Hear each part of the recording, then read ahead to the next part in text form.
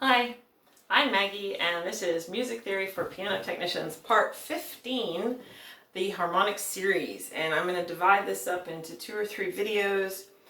We're just going to start out with some fun basics, fun for a change. I know this is kind of boring, but it can be interesting at times, especially when pianos start to do weird things, but I'll get to that later. So here I have a bass, and the strings vibrate. And I'm going to show you just a quick close-up of what that looks like. So here's our close-up view of a string. Moving along. I like the bass because you can see them. So the harmonic series is a combination of sounds that is within every sound we hear. Every sound you hear in the natural world has smaller sounds within it. And I'm going to talk about that just with musical wire right now. If you have a string, in fact, I'm going to use a bow because this is going to work better. If you have a musical string and you pluck it or bow it or hit it with a hammer, whatever you want to do, the note we hear is called the fundamental. That fundamental is the first partial or first harmonic, depending on your definition of those words. I'm going to use the word partial. This is the first partial. The fundamental is the first partial. The first overtone, which is the second partial, is 1 octave up. And what that means is within this sound is an octave above it, but a little bit quieter. And you can isolate that out by dividing the string in half, which is somewhere around here. I'm just touching the string. So here's the fundamental, here's the first partial. And when we listen to the fundamental, that first partial is in that sound. It's just not as loud as the lower pitch. Okay? If we divide the string into thirds, and it doesn't matter which third I use, I got lucky,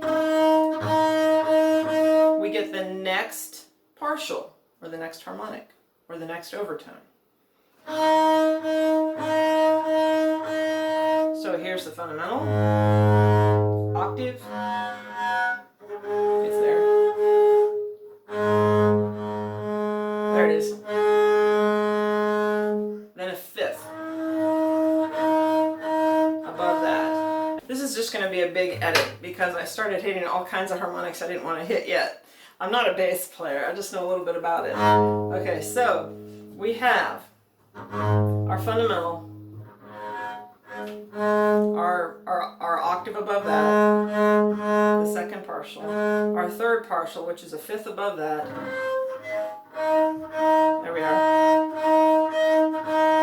Now, if I divide the string into fourths, we get the next partial, which is a fourth above this, which puts us at 2 octaves above the fundamental.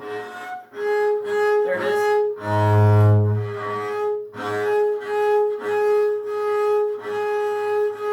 And it doesn't matter whether I do it here or down here, because I'm getting the string to vibrate into fourths. It's divided in half, then it's divided into 4. I'm pulling out just the fourth, so it doesn't matter whether I do it here or here. Okay, now I can go into fourths. Yes, divide it into fifths, and then I'll get a third above this. There we go.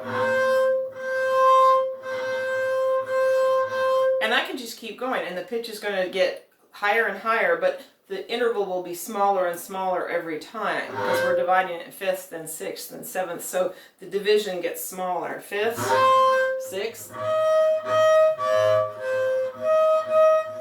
sevenths. Oh, I got it. And eighths. There we go. Now I'm a couple octaves above the bottom, or 3 octaves, or whatever it is. Okay. And brass brass instruments work this way. Brass instruments use the harmonic series. A bugle can only play the harmonic series, and sometimes they can't even get the fundamental. They just start with the first overtone or second partial. So there we are.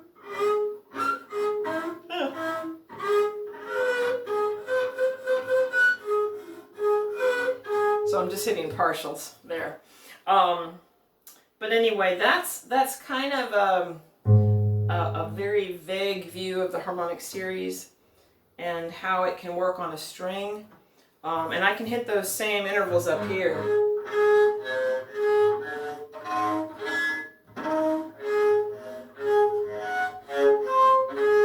Because I'm simply isolating out a partial. So that's why I can hit partials in between, because there's more divisions. There's one. There's one.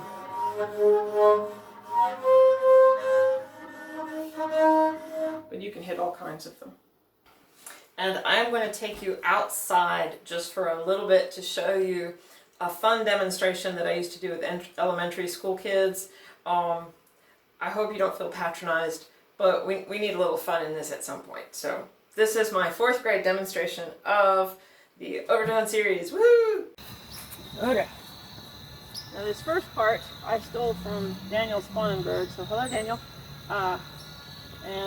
What I normally use is a slinky, but I want to use this first because it's easier to see. So step that way. Just here. Thank you. This is my lovely assistant. So this is the fundamental. This is the first partial, and if I spin it a little faster, I can divide it into 2. Maybe. There we go. 2. There's 2. So that is the second partial. String divided into 2. Here we go. 3. 3. Whoops. I'm gonna get it. I've almost got it. There we are. 3. And now I'll do 4. Maybe. This is a short distance for 4. I think that's just 3. Let's try it one more time. Let's step back. Here we go. Ready? Gotta have some slack. There we go. No. One more try.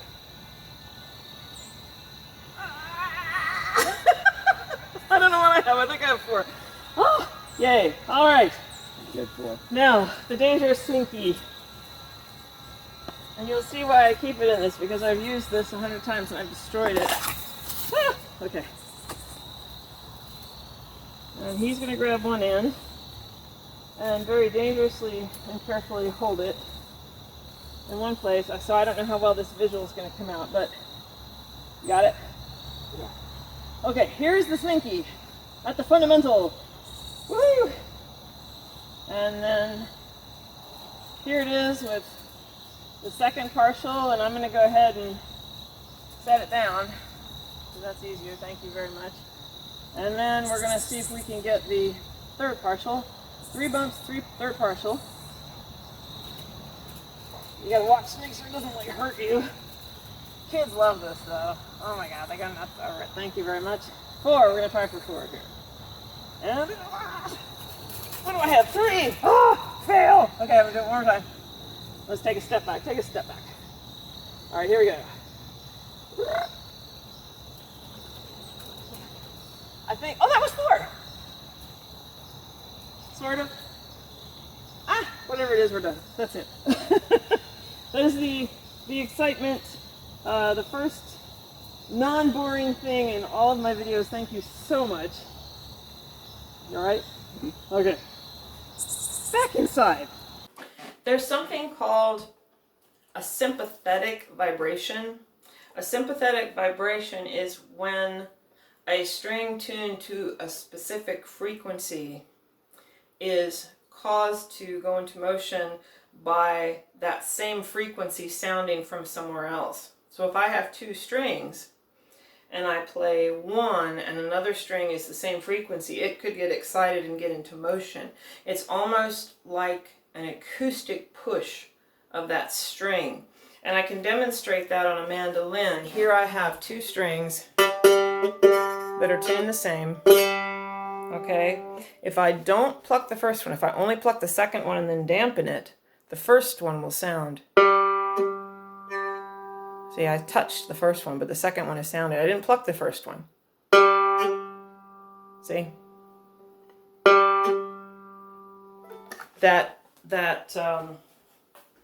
The vibrations, in a sense, pluck the string, sort of. They give it a push. So we can isolate harmonics in the piano this way. If I start with a low G, but I don't push it, I just take the damper off. I'm going to push the key to get the damper to let go. So that string could sound. If I go to the second partial, or the first overtone, which is going to be an octave up, I'll talk more about this in just a little bit, and I just tap it, I'm going to let it go. So the second string is going to sound, but then that damper is going to quiet it right away. But we can hear that second partial ring from an octave down. Now the next note in the harmonic series from this note happens to be a D. So I'm going to do it again on D.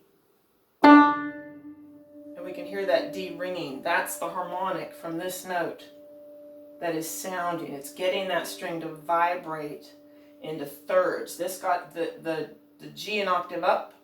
The second partial got it to vibrate in half. This got it to vibrate in thirds. Now we're going to go a fourth above that, which is a G. The next note in the harmonic series, which you don't know yet, unless you already do, but if you don't, I'll explain it. So hold on. So there we go. It's going. Here's the next one. Where am I? And it's ringing. You can hear it. I'm going to do two more. Ooh, barely. Oh, I think it's a little out of tune. Ha! A little bit.